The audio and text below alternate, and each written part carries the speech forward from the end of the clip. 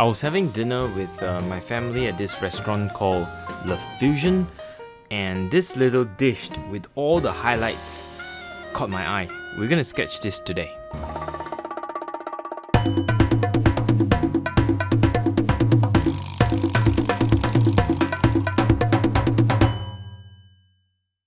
When I start sketching, it's always going to be big, bold, broad shapes, and I have already imagined how that shape's gonna look like on that sketchbook, so that it will not surprise me. In some ways, you have to impose your imagination of the complete sketch on a white piece of paper, something you can do by practicing. What I mean by that is that you always try to imagine your final sketch on that blank piece of paper. Practice that part of it, because it will help you when you are sketching in the future. You won't run out of space on the left, right, or top or bottom. Especially I see beginners when they didn't really think about the final sketch. They just start, and from the first line, it becomes damage control. And that is, well, actually it's kind of true for experienced sketchers as well, but obviously you want to reduce that damage as much as possible. I've put in rich green gold with lemon yellow for the vegetable, and then permanent alizarin crimson grayed out somewhat by a touch of the green to put in as the leafy part of the cherry tomato. At all times, I'm not trying even to be too accurate, but anyway, right now I'm putting in the orange plus red, leaving lots and lots of highlight. Actually, that's the whole purpose of this exercise, to try to leave white as much as I can in order to create the reflection on the tomato. Don't have to be very accurate, just somewhat accurate. That will do. And next will be the dark spots, the shadowed part of the little bowl. Just be aware of the huge amount of differences in the values between the shadowed part of the bowl and the reflected part.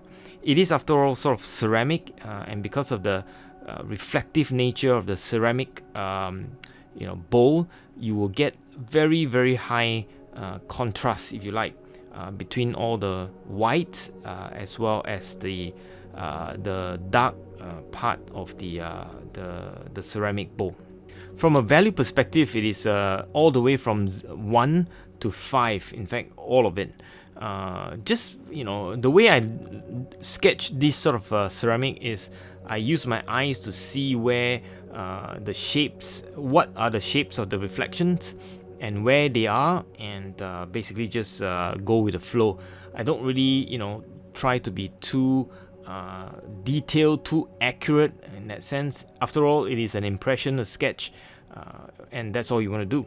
For the second layer of the vegetable, I use the same sort of mixed purple, if you like, grayed out purple. I use a diluted version, a much more diluted version, and use it to create a shadowy part of the vegetable. This will just create a three-dimensional feel for it. In fact, I don't intend to put too many layers, probably about 3 at most, and the third will be just basically very, very dark small spots on the vegetable. So more or less it's just going to be 2 layers, if you like. At this point, the tomato looks like a sticker stuck on a piece of paper, so I'm trying to cover the shadows along with the bowl itself, so that as you can see, the edge bit where the tomato touches the bowl, I'm going to sort of create a bit of a continuum between the two shapes, so that it doesn't look like it's a sticker. So basically using shadows to cover all the way through, paint over the edge, if you like. Small touches of shadows here and there. Like I said, this will be the third layer. In some ways, they are sort of lines, and I'm sort of using lines. I made some mistakes, as you can see. My hands has gone and basically created all kinds of smudge it. So what I've done is I wet the paper and I use a very stiff brush to just lift up. I couldn't lift everything because they are very staining. I think at this point I'm just going to fix it by putting in shadows underneath. It so happens that where I've, where the errors or the smudges, they are basically where shadows will be. So I will put in some shadow just to cover up some of the smudged. And actually, this is one of the lessons in watercolor. Don't fret mistakes or smudge or whatever it is. Just, when life serves you lemon, just make lemonade. I keep going with, at this point, making the shapes sort of, united, if you like, creating unity.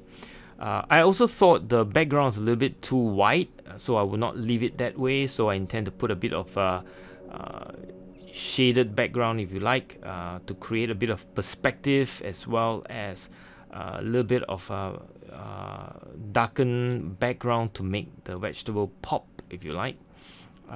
Not going to use too dark a color, just basically create an indication of some kind of a table runner, if you like, and that will create and allows the bowl to sort of pop and float on top of that shape, if you like, thereby creating a bit of a three-dimensional sense. I lost some of the highlights, so I'm going back with my trusty Copic opaque white. You can use any opaque white, actually. Titanium white is always a good one. Gouache is also a good one. And that's it. And I think I'm just going to write Love Fusion, my name, date, and so on. That's it. I hope you enjoyed today's video and stay safe wherever you are. Bye.